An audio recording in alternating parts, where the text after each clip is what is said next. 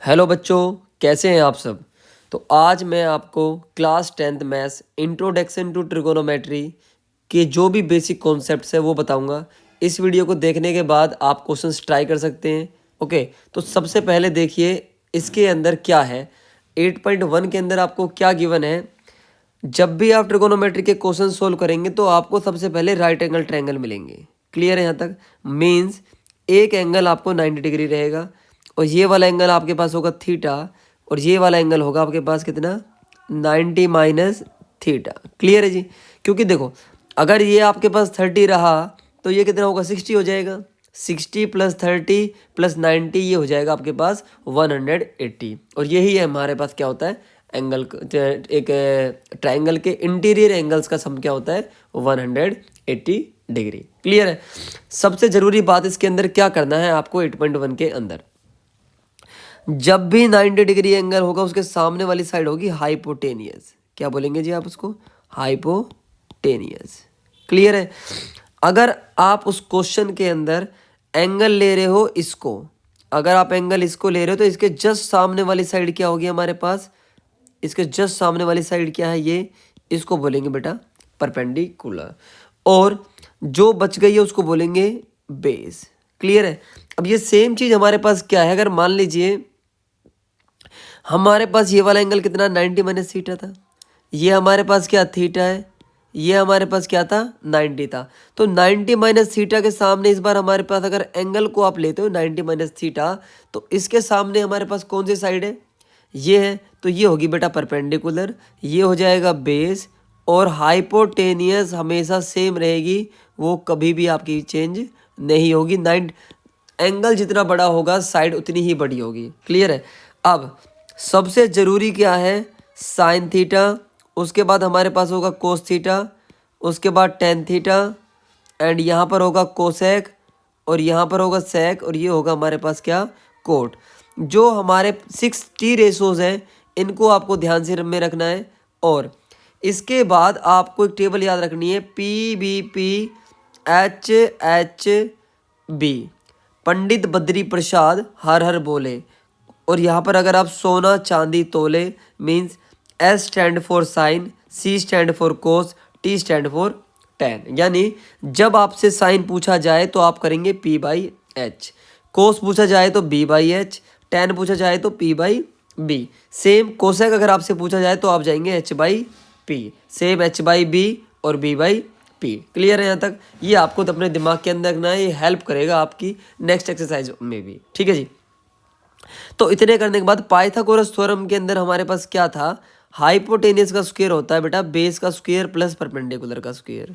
ठीक है जी। यहाँ तक अगर आपको मान लीजिए बेस निकालना हो तो बेस के लिए हम क्या करेंगे हाइपोटेनियस का स्क्वायर माइनस परपेंडिकुलर का स्क्वायर। सेम अगर आपको परपेंडिकुलर का स्क्वायर निकालना हो तो hypotenuse square minus base square.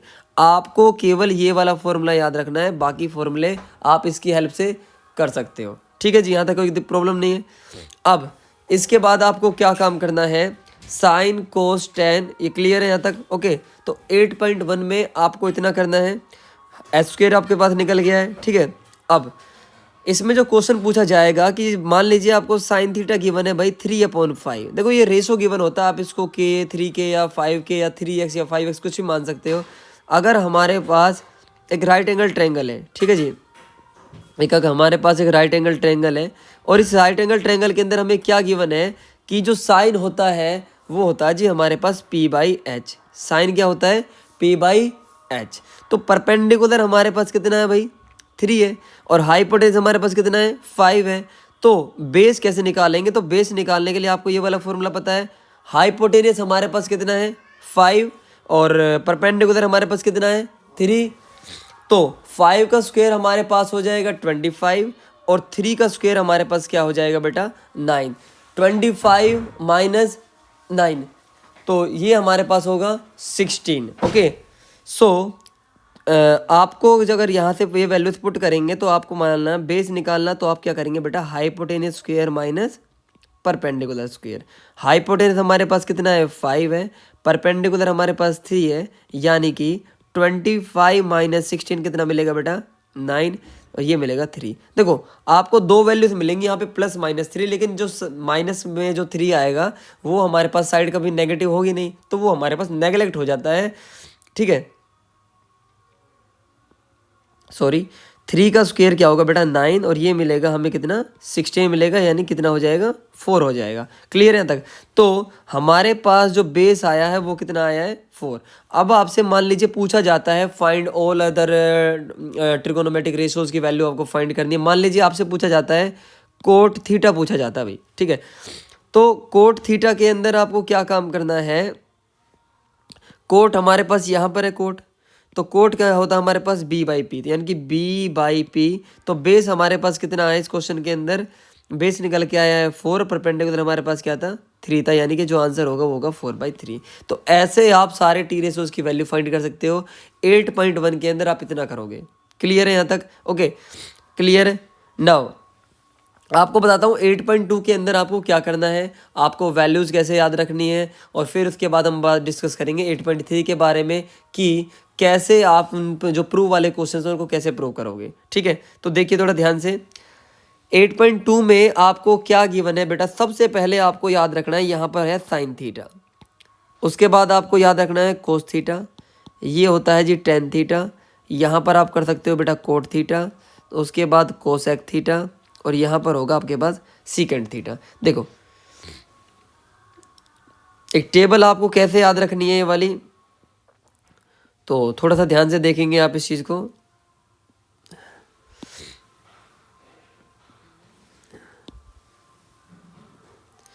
हाँ जी, एक सेकंड में पेन का कलर चेंज कर लेता हूँ। देखिए भाई, यहाँ पर हमारे पास है 0 डिग्री, ठीक है जी, ये हमारे पास है 30 डिग्री, ये हमारे पास है 45 डिग्री, ये हमारे पास है 60 डिग्री, और ये हमारे पास लास्ट वाला 90 डिग्री। ठीक है जी, अब आपको क्या काम करना है, कैसे आप इन सब की वैल्यूज़ को क्या करोगे, फाइंड कर सकते हो। ठीक है यहाँ तक? तो थोड़ा सा ध्यान से देखेंगे इस चीज़ को, ये काफ़ी इंपॉर्टेंट है, तो देखिए थोड़ा ध्यान से। ठीक है, सबसे पहले आपको क्या काम करना है कि जो वैल्यूज़ है ना आपके पास, इन वैल्यूज़ को क्या करेंगे, पहले रखेंगे आप यहाँ पे 0, यहाँ पे लिखेंगे 1, यहाँ पे 2, यहाँ पर 3, और यहाँ पर रखोगे बेटा 4। ठीक है, इसको भी 4 से डिवाइड करोगे, इसको भी 4 से, इसको भी 4 से, इसको भी 4 से, और इसको भी 4 से। क्लियर है यहाँ तक?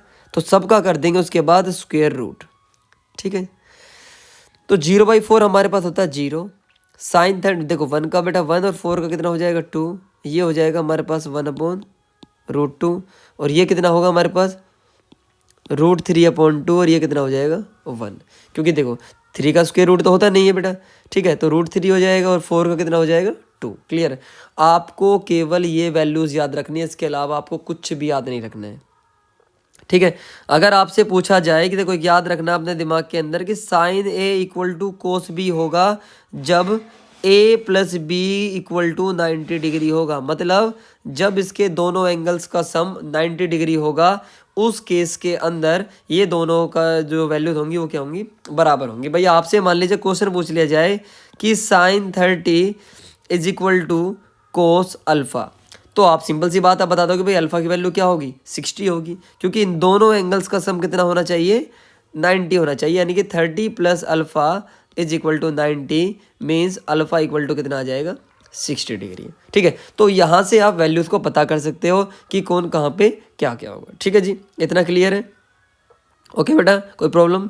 नाउ इसके बाद आपको क्या करना है, आपको मान लीजिए कोस की वैल्यू चाहिए भाई, आप या तो इनको इंटरचेंज पीछे से भी बना सकते हो टेबल को, जैसे यहाँ से करोगे 1, फिर आएगा आपके पास बेटा √3/2, ये आएगा 1/√2, और ये आएगा 1/2, और ये आएगा 0। क्लियर है? From back side also you can draw it.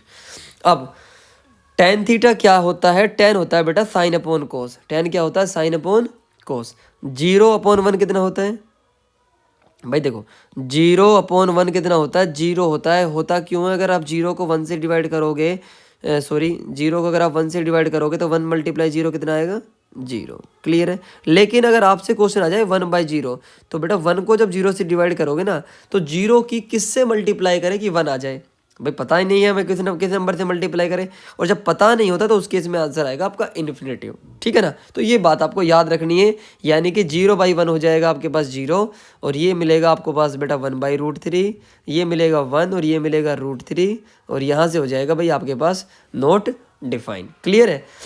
Coat के लिए पीछे से बढ़ानी है आपको टेबल, तो पहले नॉट डिफाइन है, फिर कितना है √3, ये 1 है, ये 1/√3 है, और ये मिल जाएगा आपको 0। कोसेक अभी मैंने जो टेबल बनाई थी, कोसेक जो होता है वो आपको क्या करना है, साइन का रेसिप्रोकल कर देना, यानी कि 1/0 हो जाएगा बेटा नॉट डिफाइन, 1/2 का उल्टा हो जाएगा 2, 1/√2 का उल्टा हो जाएगा √2, और यहाँ पे मिलेगा 2/√3, और ये मिलेगा हमें भाई 1 का उल्टा तो 1 ही रहेगा। सीकेंट के लिए आप क्या करोगे, या तो आप कोस का रेसिप्रोकल कर दो, या फिर आप यहीं से बैक साइड लिख दो कि 1 ये कितना मिलेगा 2/√3, और ये मिलेगा √2, ये मिलेगा 2, और ये मिलेगा बेटा इन्फिनेटिव, ठीक है जी। तो ये टेबल आपको ध्यान में रखनी है। ये जो वैल्यूज है sin 30 cos 60 ये जो होती 1/2 है, इसका ज्योमेट्रिकली प्रूव और मैंने अपने, ठीक है, इन वीडियोस में अगर आप देखोगे तो आपको मिलेगा, ठीक है, शॉर्ट्स के अंदर आप देख सकते हो। तो sin 30 हो या कोसेक 30 हो, sin 60 हो, tan 30 हो, 30 और 60 सारी वैल्यूज आप उससे से प्रूव कर सकते हो। जैसे मैंने आपको बताया था, उसमें एक इक्विलेटरल ट्रायंगल आपको मानना है, ठीक है ना, उसमें आपको सारी साइड्स क्या माननी है, 2a 2a 2a माननी है, इसको आप बाइसेक्ट करेंगे, ठीक है। तो ये दोनों हमारे पास a मिलेगा। अब इसके बाद ये जब हमारे पास इक्विलेटरल ट्रायंगल था तो ये वाला एंगल अब 30 होगा, ये 60 होगा, और ये कितना होगा 90 होगा।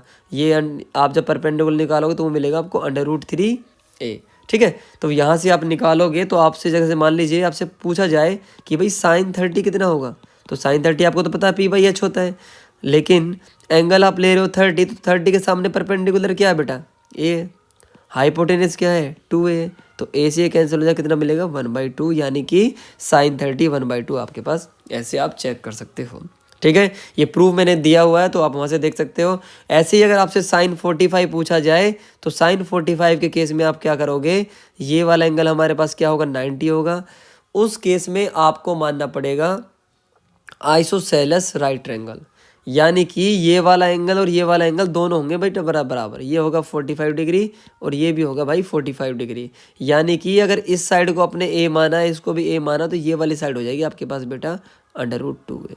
कोई दिक्कत यहाँ तक।